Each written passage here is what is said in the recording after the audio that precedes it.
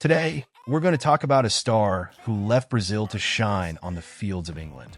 Lucas Paquetá is our featured player of the day. Do you enjoy learning about the luxurious lives of these world-class players? Then subscribe to the channel to stay updated on their lives. Let's dive in.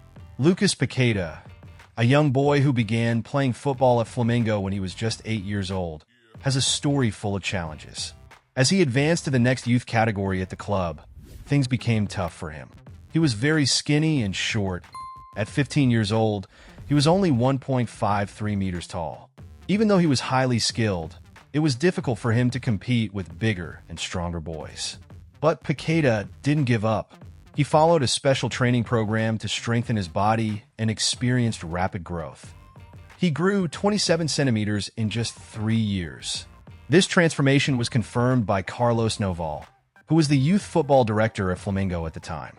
In January 2016, with more strength and confidence, Paquetá wore Flamengo's number 11 jersey and became a starter in the Copa São Paulo de Futebol Júnior, one of the most prestigious tournaments for young players.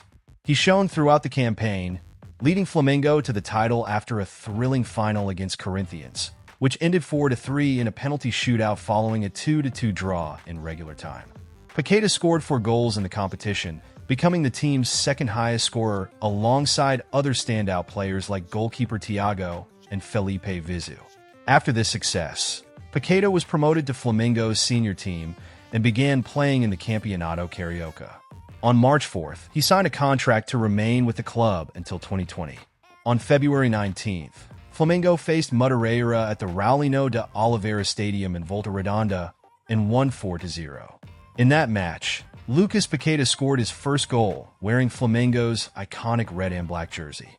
Later that year, mid-season, coach Reinaldo Rueda took charge of the team. Due to some changes, Paulo Guerrero playing for the Peruvian national team, Felipe Vizu recovering from an injury, and Leandro Damião transferring to Internacional, Rueda decided to try Paquetá in a new position as a false nine. Playing in this role, Paquetá excelled in 2 major finals. He scored in the Copa do Brasil final against Cruzeiro at Maracana, a 1-1 draw. Then, in the Copa Sudamericana final, also at Maracana, he scored another goal, this time against Independiente, in another 1-1 draw. Despite Paquetá's goals, Flamengo finished as runners-up in both competitions. However, his efforts didn't go unnoticed. In the Sudamericana final, he was named Flamengo's best player on the field. At the end of 2017, Paquetá won the fans over for good. Along with the experienced defender Juan, he was considered one of the standout players of the team that year. This was all thanks to his determination, effort, and commitment, which he displayed in every match. When Manquello left Flamengo for Cruzeiro, Lucas Paquetá inherited the number 11 shirt, the same one he wore in the club's youth teams. He kicked off 2018 in full force. Even though he didn't receive as much attention as some other players, Paquetá shone and became the team's standout player in the first half of the season. His performances were so impressive that he was named the best left midfielder of the Carioca Championship, and he was the only Flamengo player selected for the Carioca Team of the Year. With the change in coaching staff, as Mauricio Barbieri took over from Paulo César Carpegiani, Paquetá returned to playing in his favorite position. He made an immediate impact in the Brasileiro, scoring goals, providing incredible assists, and showing remarkable versatility. This was evident in the heat maps showing where he roamed on the field. He was everywhere. A memorable moment came during a match against Internacional at Maracana, where he took a free kick, grabbed a rebound, and scored a stunning goal, helping Flamengo secure a 2-0 victory. His brilliant performance earned him his first call-ups to the Brazilian national team for friendlies against the United States and El Salvador.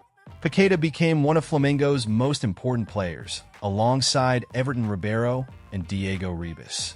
However, not everything went smoothly. During the season, the team faced challenges. They were eliminated from the Libertadores, lost the lead in the Brasileiro, and were knocked out of the Copa do Brasil, which led to Barbieri's dismissal.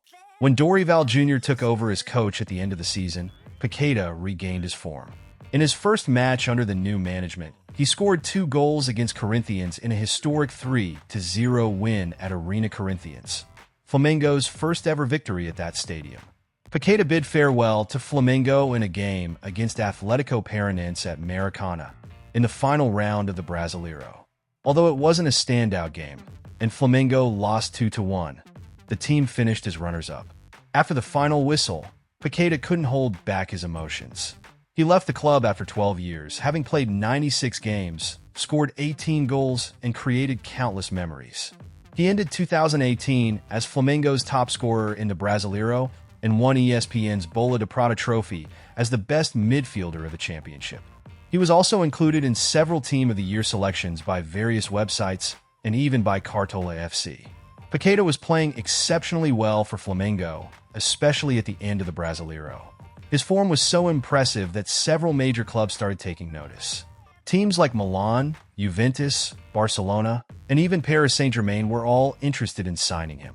PSG was close to finalizing a deal, but on October 10th, Milan moved faster and secured Paquetá's signature for a 5-year contract.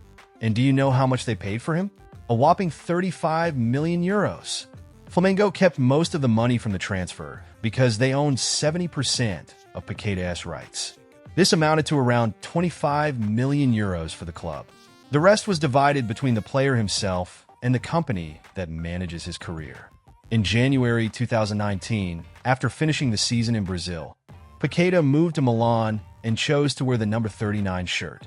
He explained that this number was special to him because it was the first one he wore when he was promoted to Flamengo's first team in 2016. On February 10th, he scored his first goal for Milan in a match against Cagliari at the famous San Siro Stadium. Milan won 3-0. During the celebration, Paquetá was moved and paid a beautiful tribute to the victims of the fire at Ninho de Urubu, Flamengo's training center. Paquetá was announced as Lions' new player on September 30th, 2020. He signed a contract until 2025 and quickly began to make an impact. On December 23rd, he scored his first goal for Lyon in a 3-0 victory over Nantes. Shortly after, on January 6th, 2021, he made an incredible assist for Memphis Depay to open the scoring in a 3-2 win against Lens. Paquetá was finding his rhythm, and in the 23rd round, he scored another goal, securing a 1-0 win over Dijon. In April, he scored the goal that saved Lyon from losing to Lens. A few days later, he scored a goal and made an assist in the Coupe de France, with Lyon winning on penalties, thanks to Paquetá's decisive shot. He was playing excellently, contributing with more goals and assists in the following rounds, including against Angers and Nantes. In the final stretch of the season, he scored in a big win over Lorient and put on a show in a 5-2 victory over Nîmes, scoring 2 goals and providing an assist. It was impossible to ignore. He was selected for the League One Team of the Year for the 2020-21 season. After Memphis Depay's departure to Barcelona, Paquetá took over the number 10 shirt at Lyon. He scored goals against PSG and Troyes, with the fans chanting his name. On August 29th, 2022, he was bought by West Ham for a huge sum, 60 million euros. It was the club's biggest signing in history, and he received the stylish number 11 shirt. 2 days later, on August 31st, he was already on the field. He came on in the second half of the game against Tottenham, which ended in a 1-1 draw, and received praise from the manager, David Moyes. In October, on the 9th, he shone against Fulham. He made a perfect assist for Scamacca to score, and West Ham turned the game around to win 3-1. He scored his first goal for the team on January 4th, 2023, in a draw against Leeds. And how beautiful! During the celebration, he paid tribute to Pelé, who had passed away shortly before. In his first season, Paquetá faced some challenges. Adapting to English football wasn't easy, and the team was fighting to avoid relegation. But he grew alongside the team. On June 7th, in the Europa Conference League final against Fiorentina, he made an incredible assist for the title-winning goal, right at the end of the game. It was historic. West Ham won their first trophy in 43 years. After that, he became even more important to the team. In July 2023, when Lanzini left, Paquetá took the number 10 shirt, which is often reserved for the stars. He quickly proved his worth, scoring a goal against Chelsea, and in December, providing 3 assists in a 3-0 win over Wolverhampton. He was outstanding in that match. Paquetá attracted so much attention that several clubs expressed interest in signing him. However, West Ham made it clear, "We will only sell him for at least £85 million. In other words, a fortune. He got married on November 26, 2018, in Rio de Janeiro, to Maria Eduarda Fournier, a nutritionist. They met while she was working at Flamengo and soon began dating. It didn't take long. Just 8 months later, they got engaged in August of that same year. After the wedding, more happiness followed. They had 2 children. Benicio was born on April 7, 2020, and Filippo arrived on May 3, 2021. Although he's still young, at just 27 years old, he already earns a fortune, around £7.8 million per year. He is always by his wife's side and never misses an opportunity to express his love for her on social media. But Paquetá knows how to enjoy life too.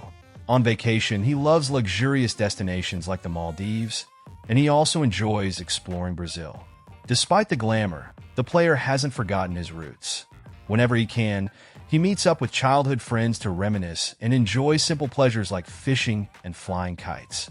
He currently lives in a very comfortable house on the outskirts of London. The house is discreet but has everything someone could dream of: a private gym, a game room, and much more. In Brazil, Paquetá owns an incredible mansion in Barra de Tijuca within the luxurious Alphaville condominium.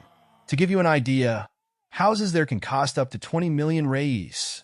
They don't skimp when it comes to cars, and the first luxury vehicle we'll mention is a Mercedes-Benz G-Class. It has a super powerful V8 engine with 585 horsepower. It's a favorite among football players. The luxury is insane. The seats are made of highly sophisticated leather, with a design that's full of style, almost like diamonds. The car also features carbon fiber and microfiber details. The price?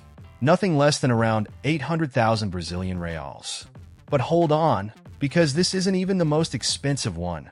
Paquetá also owns a Ferrari Roma, one of the most famous cars in Italy. This beast costs around 3,400,000 Brazilian reals. It has a V8 twin-turbo engine that generates 620 horsepower and goes from 0 to 100 kilometers per hour in just 3.4 seconds. It's like a rocket on land. On the inside, everything is made of luxurious leather. It has a multifunctional steering wheel and even a super modern multimedia screen. It's the ultimate in comfort and technology. Paquetá hasn't always been lucky with cars. When he played for Flamengo, he was on his way to training in his Land Rover, and the car caught fire on the way. According to him, smoke started coming out of the engine. He pulled over to check, and out of nowhere, fire. So, is that really what happened? Or is there more to the story? We may never know.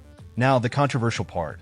In May 2024, the English Football Association accused Paquetá of being involved in betting, claiming he had tried to deliberately receive yellow cards in some games. This all started because many bets came from Paquetá Island, where he was born, in Rio de Janeiro. The player denied everything and promised to prove his innocence. He even made a statement on Instagram and Twitter addressing the issue. Do you think he's involved in this betting scheme? Leave your opinion in the comments. Did you enjoy learning about this football star's life? Then, subscribe to the channel so you don't miss the next one, and leave a like. Watch this video that's appearing on your screen. I'll see you there.